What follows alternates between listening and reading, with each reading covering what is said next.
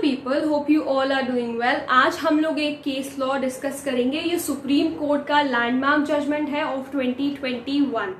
सो ये house arrest का case है। हाउस अरेस्ट हमें नाम से ही समझ में आ रहा है कि जब किसी को घर में यानी कि उसी के घर में बंदी बना करके रखा जाता है तो उसे हम लोग हाउस अरेस्ट कहते हैं, ठीक है।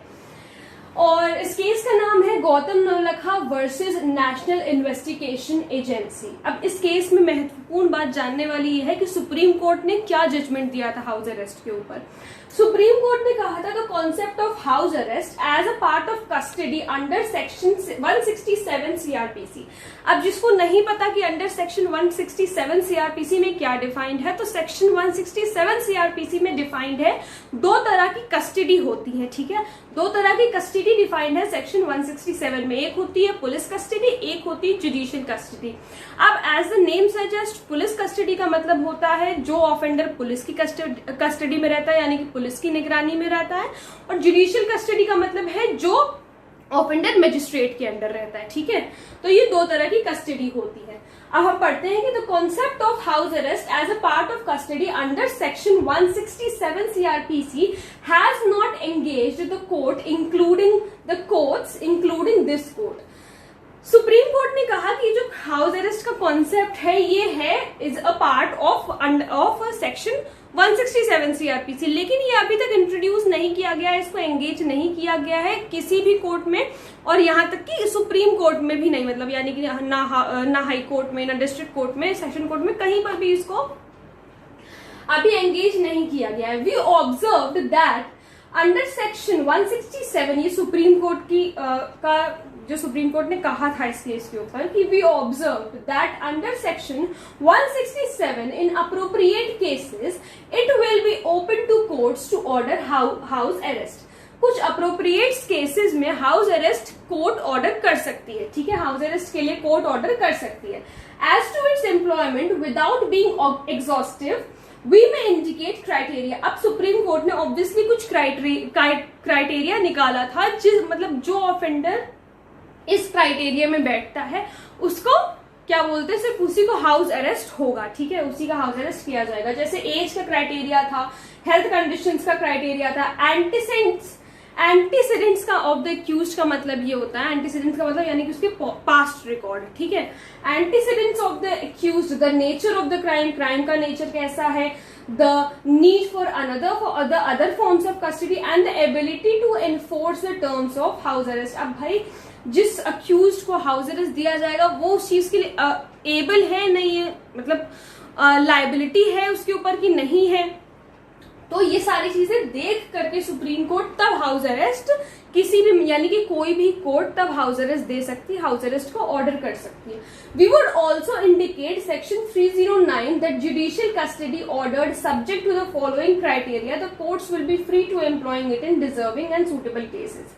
सुटेबल और डिजर्विंग केसेस में ही जुडिशियल कस्टडी भी दी जाएगी। अब हाउस अरेस्ट की जरूरत क्यों पड़ रही थी? सुप्रीम कोर्ट ने के दो इश्यूज थे। सुप्रीम कोर्ट ने कहा कि दो इश्यूज हैं जिसकी वजह से हमें हाउस अरेस्ट की जरूरत पड़ सकती है। सबसे पहला इश्यू है कि over crowding of prisons in India.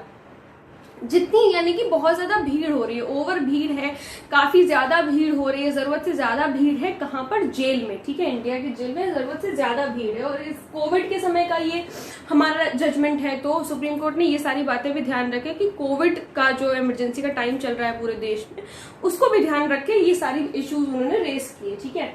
Issues मतलब उन्होंने ऑब्जर्व किए। मेंटेनेंस कॉस्ट ऑफ प्रिजन, अब इतने सारे लोग हैं तो मेंटेनेंस का भी कॉस्ट है, मतलब ये अप्रोक्सीमेट लिखा है 6818 करोड़ रुपीज, ठीक है। इतना मेंटेनेंस, ईयरली मेंटेनेंस कॉस्ट जाता है, ठीक है, कॉस्ट लगता है। एडवांटेजेस क्या है, ये इश्यूज थे। एडवांटेजेस क्या है हाउस अरेस्ट के? ओवर क्राउडिंग की प्रॉब्लम को सॉल्व कर देगा, यानी कि बहुत ज्यादा भीड़ नहीं होगी जेलों में, ठीक है। Helps in overcoming the maintenance cost, और थोड़ा सा जो कॉस्ट है वो भी कम हो जाएगी, इससे तो कम हो जाएगी। हाउस अरेस्ट का एडवांटेजेस ये है। एक देखो भाई, जिसका प्रॉज होता है उसका कॉन होना भी मतलब होता ही है। प्रॉज कॉन्स दोनों चीजें पैरेलल में चलती हैं। तो अब इसका कौन क्या था?